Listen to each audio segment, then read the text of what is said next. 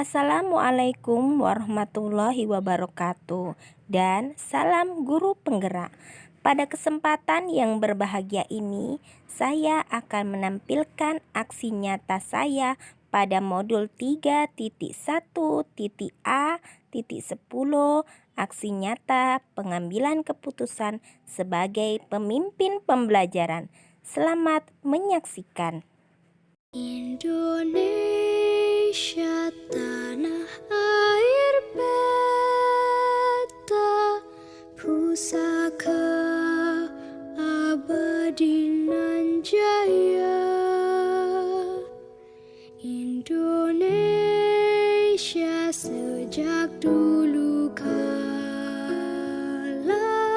tetap dipuja-puja bangsa.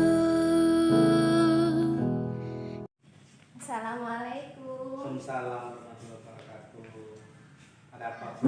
Begini Pak, saya mau minta izin ke Bapaknya yang mau ngadain sosialisasi dengan guru-guru di sini tentang pengetahuan dan pengalaman yang sudah saya dapatkan pada pendidikan guru penggerak pada modul 3.1, yaitu pengambilan keputusan sebagai pemimpin pembelajaran. Kira-kira Bapak mengizinkan atau tidak saya mengadakan sosialisasi bersama guru-guru semuanya dari kelas 1 sampai kelas 6 di SDN 3630 ini, Pak? Oh ya, saya izinkan Ibu mengadakan kegiatan apa yang disampaikan sama Ibu, saya izinkan. Jadi waktunya Rabu besok. Oh, jadi kalau Rabu besok insya Allah lah ya. Mudah-mudahan kita diberi kesehatan kan gitu untuk melaksanakan sosialisasi tentang pendidikan untuk meningkatkan karakterisasi daripada guru-guru kita dari guru kelas 1 sampai kelas 6. Itu aja lah pesan saya. Terima kasih ya Pak. Iya. Sudah memberikan izin. Iya. Assalamualaikum warahmatullahi wabarakatuh. Waalaikumsalam warahmatullahi wabarakatuh. Selamat pagi Bapak Ibu guru hebat SDN 36 Bilakudu. Pagi Bu. Bagaimana kabarnya Ibu Bapak? Alhamdulillah sehat. Luar biasa ya, sehat. Terima kasih ya Ibu Bapak sudah sudi kiranya menyempatkan waktu untuk berkumpul di ruangan kelas saya dalam rangka berbagi pengetahuan yang saya sudah dapatkan di program PGP atau program guru penggerak. Pada materi hari ini yang saya akan bagikan kepada Ibu dan Bapak yaitu modul 3.1, yaitu pengambilan keputusan sebagai pemimpin pembelajaran. Jadi Bapak Ibu, sebelumnya sebelum lanjut pembahasan materi ini, kita pemanasan dulu ya Ibu. Jadi pemanasannya yaitu pernah dengar lagu Potong Bebek Angsa? Ya, dari Potong Bebek Angsa kita ganti nadanya jadi I, E, O, dan U yang akhirnya ya. Misalnya yang I nanti yang sebelah kanan, I yang sebelah kiri, O yang sebelah kiri, E aja kita buat ya. Kemudian yang O yang sebelah kanan itu yang sebelah kanan O, yang sebelah kirinya U. Bisa kan Bu? Misalnya piting bibiing sini sidik weli, yang sebelah kanan Bu Rizka ya. Bu Rizka nanti peteng bebeeng. Giliran saya ucapkan O, nanti Bu Mariati yang sebelah kanan potong bobo ongso. Baru Bu Rizka yang sebelah kiri jadi putung bubu ongso. Bisa kita coba ya Bu? Jadi yang sebelah kanan ingat ya, Bu Mariati, Bu Juleha, sama Bu Muna. Yang sebelah kiri Bu Rizka dan Pak Rudin ya. Kita mulai ya Ibu Bapak. Yang kiri siapa Bu? Apa Bu?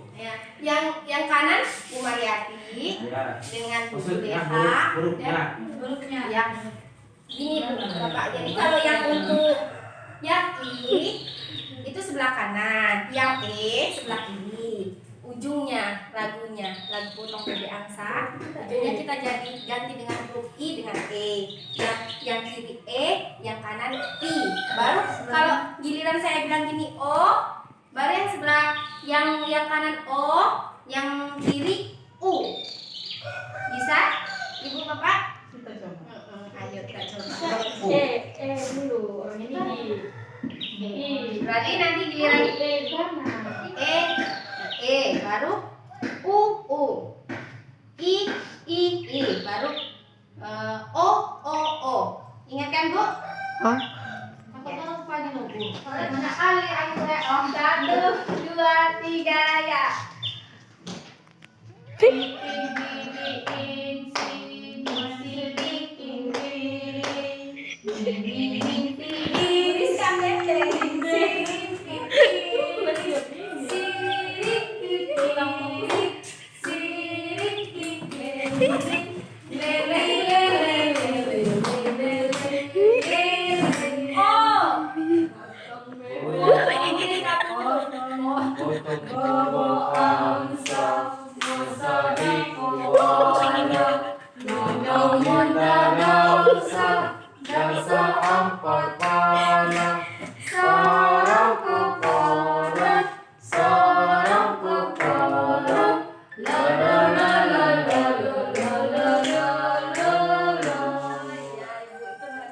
Kefokusan ya, mana yang kiri, mana yang kanan.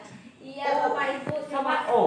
perhatikan yang sudah di 3.1 yaitu mengambil keputusan sebagai pemimpin pembelajaran. Jadi selama ini ketika kita mengalami suatu kasus atau sebuah kasus, kita tidak pernah memperhatikan kan ada prinsipnya, ada 4 paradigma dan ada 9 langkah pemimpin. Langsung kita ambil aja yang menurut kita itu benar, kita langsung ambil saja keputusan tersebut. Ternyata dalam modul 3.1 ini ada langkah-langkahnya. Ya, pertama kita harus membedakan kasus tersebut. Apakah kasus tersebut dilema etika atau bujukan moral? Jadi kalau yang dilema etika yaitu situasi yang terjadi ketika seseorang harus memilih antara 2 pilihan, di mana kedua pilihan secara moral keduanya benar tetapi bertentangan. Nah, tetapi sama-sama benar kalau situasi dilema etika versus benar lawan benar. Ya, ini bimbang. Kemudian yang bujukan moral yaitu situasi yang terjadi ketika seseorang harus membuat keputusan antara benar lawan salah. Kalau ini langsung kita bisa menebak, oh ini benar dan salah. Langsung kita bisa tebak. Tapi yang membingungkan adalah dilema etika. Jadi seperti kasus ya. Kemudian ketika kita mengalami kasus, kita harus mengetahui 3 prinsip pengambilan keputusan. Yaitu yang pertama, berpikir basis akhir, atau N basis thinking, dan yang kedua, berpikir rasa peduli atau care basis thinking, dan yang ketiga, berpikir basis peraturan atau rule basis thinking. Kemudian kita juga harus mengetahui dasar 4 paradigma pengambilan keputusan. Yang pertama, individu lawan masyarakat atau individu vs community. Yang kedua, rasa peduli lawan rasa kasihan atau just vs mercy. Dan yang ketiga, kebenaran lawan kesetiaan atau trust vs royalty. Dan yang keempat, jangka pendek lawan jangka panjang atau short term vs long term. Kemudian yang terakhir, kita juga harus memperhatikan 9 langkah pengambilan keputusan dan pengujian keputusan. Yaitu yang pertama, mengenali bahwa ada nilai yang saling bertentangan. Yang kedua, menentukan siapa yang terlibat dalam situasi ini. Kemudian yang ketiga, kumpulkan fakta-fakta yang relevan dengan situasi ini. Kemudian yang keempat, pengujian benar atau salah melalui uji legal. uji regulasi, uji intuisi, dan uji halaman koran serta uji panutan atau idola. Kemudian yang kelima yaitu pengujian paradigma benar lawan benar, dan yang keenam melakukan prinsip resolusi. Kemudian yang ketujuh investigasi opsi trilema, dan yang kedelapan membuat keputusan. Yang kesembilan lihat kembali keputusan tersebut kemudian direfleksikan. Jadi misalnya kasus dalam contoh yang pernah kita alami ya pastinya ibu bapak, yang pertama yaitu kasus di mana ketika ujian anak didik kita pastinya ada yang mencontek ya kan. Saat itu kita mengetahui anak tersebut mencontek, pastinya kita menegur, nah kamu mencontek gitu kan, kita taruh ujiannya.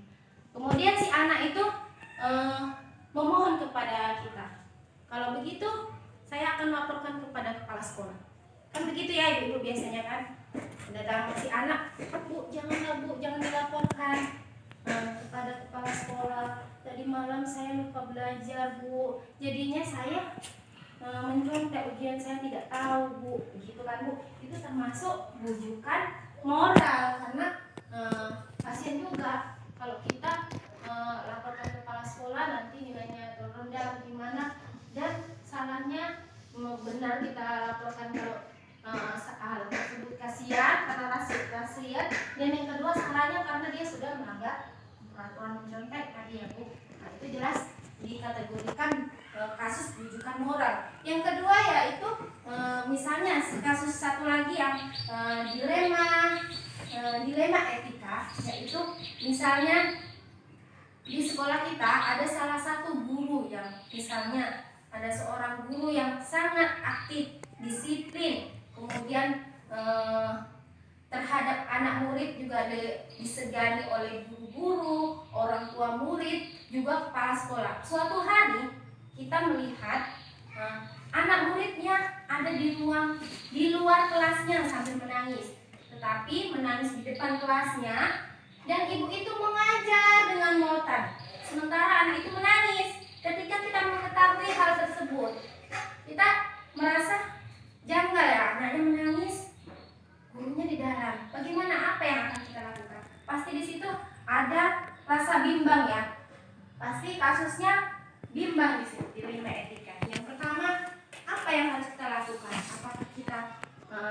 Apakah kita harus langsung bilang kepada gurunya, ini yang kamu lakukan salah gitu kan? Atau gimana? Itu merupakan yang kedua itu rasa segan ada ya kan bu. Yang kedua mungkin benar dia melakukan hal tersebut karena anaknya entah tidak mengerjakan PR atau terlambat guru tersebut. Jadi di sini kita bimbang. Jadi kita harus memperhatikan tiga prinsip, 4 fakta pengambilan keputusan, dan 9 langkah pengambilan keputusan, agar tujuannya agar kita sesama guru bisa mengambil keputusan yang tepat dalam menghadapi situasi tersebut. Jangan langsung kita salahkan kepada gurunya. Ibu kok begini, anaknya kok dikeluarkan? Terakhirnya nanti ribut, gaduh ya kan bu. Jadi di sini pengendalian emosi juga harus kita jaga, apalagi sesama teman. Kita harus mengetahui prinsip ya. Apakah termasuk kira-kira tiga prinsip yang diambil kita dalam menghadapi situasi tersebut bagaimana? Apakah berpikir basis akhir, atau berpikir rasa peduli, atau berpikir rasa berbasis peraturan? Kalau kita melihat hal tersebut, apa yang kita akan ambil prinsipnya? Tentunya kalau saya sebagai guru ya, seperti yang kemarin yang kami hadapi sama Bu Rizka, sudah apa? Tentunya berpikir rasa peduli. Kalau peduli kepada anak tersebut menangis di luar, sehingga kita mendatangi si anak tersebut. Pastinya kan, kenapa kamu menangis, memujuknya supaya diam ya kan? Kemudian kita berpikir lagi, saya ini menunjukkan PR Bu, saya begitu saya datang terlambat Bu, jadi saya mau dihukum sama guru, disuruh di luar Bu. Dalam situasi tersebut bagaimana yang harus kita lakukan? Pasti kita harus memperhatikan hal tersebut. Kemudian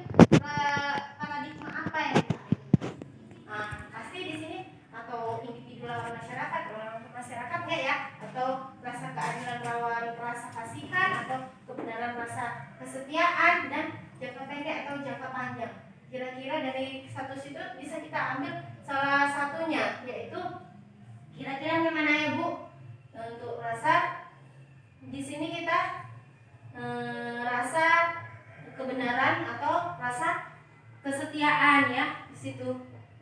Itu benar kalau kita harus menegur si gurunya, tapi dalam hal tersebut kita harus diperlukan penguasaan coaching ya. Kemudian setelah itu kita lanjut ke 9 langkah pengambilan keputusan. Kita harus menguji kasus tersebut dengan 9 langkah tersebut. Apakah yang mana mengenali lawan adanya nilai yang saling bertentangan, pastinya ada bertentangan dengan kita ya kan, nilai tersebut. Kemudian siapa yang terlibat, kita harus selidiki siapa aja yang terlibat dalam kasus tersebut. Kemudian fakta-faktanya dan uji benar atau salah. Kemudian paradigma lawan benar lawan salah. Kemudian melakukan prinsip resolusi, kemudian investigasi dilema dalam kasus tersebut, kemudian berbuat keputusan dan lihat kembali keputusan tersebut, kemudian refleksikan. Jadi proses coaching di sini juga menentukan kalau kita segan terhadap teman kita bisa melakukan proses coaching tersebut. Kemudian ketika kita mengalami pusing dalam melakukan pengambilan keputusan atau stres, kita juga bisa melakukan kegiatan mindfulness agar kita sama-sama merasakan tenang. Mungkin kita dalam menghadapi kasus tersebut panik, pusing, stres, kita bisa melakukan kesadaran penuh. Karena seorang pemimpin pastinya di saat yang sibuk banyak kegiatan pasti ada aja masalah yang kita hadapi, baik pemimpin pembelajaran atau pemimpin sekolah atau kepala sekolah ya Bu. Untuk itu kita lakukan praktek mindfulness ya Bapak Ibu. Ayo semuanya Bapak Ibu, tangannya ditaruh di atas meja, lipat. Jadi kemudian matanya ditutup, kita tahan napas dengan tarik napas perlahan-lahan ke atas, kemudian lepaskan, tarik lagi.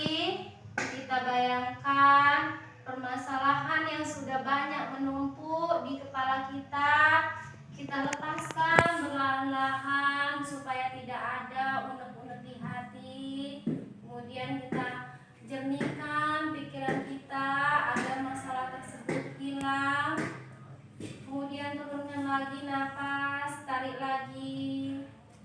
Agak akan berikan tenang bahu kita sejajarkan ya Ibu Bapak yang tegak. Tarik lagi napas, turunkan. Sekali lagi tarik napasnya, turunkan. Udah, dibuka matanya. Kira-kira mindfulness yang kita lakukan walau sebentar mungkin bisa merefleksikan kita ya Ibu Bapak. Bagaimana perasaan Ibu Bapak setelah melakukan mindfulness? Mungkin rasanya agak lebih tenang ya Bu, apalagi kalau pas di rumah kita lakukan sambil mendengarkan musik, mungkin lebih tenang. Hal tersebut bisa kita lakukan ketika kita menghadapi masalah atau kasus yang mungkin membingungkan atau membuat kita dilema. Kira-kira mana yang kita harus ambil langkahnya untuk mengambil keputusan yang tepat. Kita harus memperhatikan 3 prinsip pengambil keputusan, 4 paradigma pengambil keputusan, dan 9 langkah pengambil keputusan dan pengujian keputusan. Itu yang perlu ya Bapak Ibu. Jadi dari materi yang saya bagikan kepada Bapak Ibu sekalian, kira-kira ada yang mau bertanya atau tidak ya Bapak Ibu? Oh iya Bapak ya. Saya mau bertanya tentang masalah rasa segan tadi Bu. Jadi bagaimana menghilangkan rasa segan dalam proses pengambilan keputusan sebagai pemimpin pembelajaran melalui coaching kepada teman sejawat, apalagi teman yang lebih tua gitu. Ya, menghilangkan rasa segan ini ya. Apalagi kan kalau yang setahu kita ketahui, misalnya Bapak itu mempunyai kasus yang kita ketahui gitu ya Pak, yang menurut kita itu kurang bertentangan dengan hati kita, kemudian kita mau bilang ada rasa segan kalau kita melakukan proses coaching gitu kan. Ya berarti kan nama yang lebih tua gitu Iya, kan. iya. Hal tersebut kalau tergantung bapaknya. Kalau bapaknya mau melakukan proses coaching kepada bapak tersebut lebih bagus. Tetapi pada saat melakukan proses coaching itu kita harus mengenali karakter si bapaknya, bagaimana karakter dia. Kemudian kita melakukan proses coaching itu tidak harus langsung memberi kata-kata yang memponis dia, tapi memberikan pertanyaan yang dia sendiri yang harus menyelesaikan jawaban permasalahan dia sendiri. Tidak kita harus memancing untuk memberikan jawaban kalau yang dilakukan dia itu salah apa begitu, tidak boleh. Tapi kita harus bisa memberikan pertanyaan-pertanyaan yang bisa bapak atau bapak tersebut bisa mengetahui apa permasalahan dan sebaiknya langkah yang akan dilakukan sendiri lewat pertanyaan yang kita lakukan. Jadi situ kita harus diuji juga, diujikan pengendalian diri, tidak boleh emosi, tidak boleh marah, ya, dengan mengenali karakteristik seseorang, begitu Bapak Ibu. Jadi dalam hal ini sebagai pemimpin pembelajaran, ya, mengambil keputusan pembelajaran seorang guru, kita harus bisa belajar mengendalikan diri. Mungkin pada saat kita menghadapi situasi, pikiran kita di rumah sudah banyak stres, ya. Jadi ketika kita menghadapi situasi tersebut, alangkah baiknya kita melakukan mindfulness tadi agar pikiran kita kembali jernih dan tenang. Kemudian yang kedua, yang tadi kalau seandainya Bapak bisa melakukan yang kedua, yang tadi kalau Bapak segan atau apa tidak melakukan coaching, Bapak pun bisa. Bapak buktikan dengan tindakan langsung kepada si Bapak. Bagaimana kira-kira tindakan yang kita lakukan, misalnya yang bagus yang kita lakukan di kelas kita. Mungkin mana tahu nanti ketika kita mengambil perhatian Bapak tersebut, Bapak tersebut akan melihat apa tindakan aksi kita, dan mudah-mudahan Bapak tersebut bisa mengikuti jejak kita. Begitu ya Bapak Ibu ya. Kemudian terima kasih kepada Pak Rudin ya yang telah memberikan pertanyaan kepada saya. Jadi cukup jelas ya Bapak Ibu. Sekarang kira-kira apa tanggapan dari materi yang saya mau berikan pada modul 3.1 ini Bapak Ibu? Tanggapannya? Terima kasih ya Bu Susi telah berbagi pengetahuan dan pengalaman. Kurang lebihnya saya memahami pengambilan keputusan sebagai pemimpin pembelajaran. Iya, berarti cukup jelas ya Bapak Ibu. Berarti peran saya di sini alhamdulillah berhasil, sudah bisa berbagi ilmu kepada Bapak Ibu sekalian, dan saya sudahi. Wabillahi taufiq walhidayah. Assalamualaikum warahmatullahi wabarakatuh. Waalaikumsalam warahmatullahi wabarakatuh. Tanah tempat lahir beta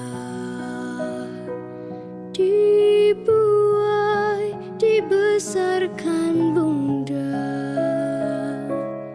tempat berlindung di hari tua, tempat akhir menutup mata.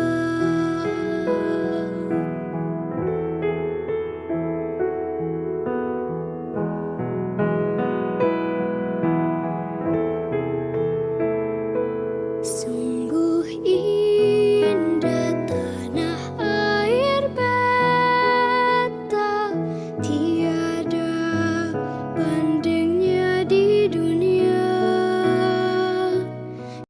Terima kasih dan salam bahagia selalu sudah menyaksikan video aksi nyata saya pada modul 3.1.A.10 aksi nyata pengambilan keputusan sebagai pemimpin pembelajaran.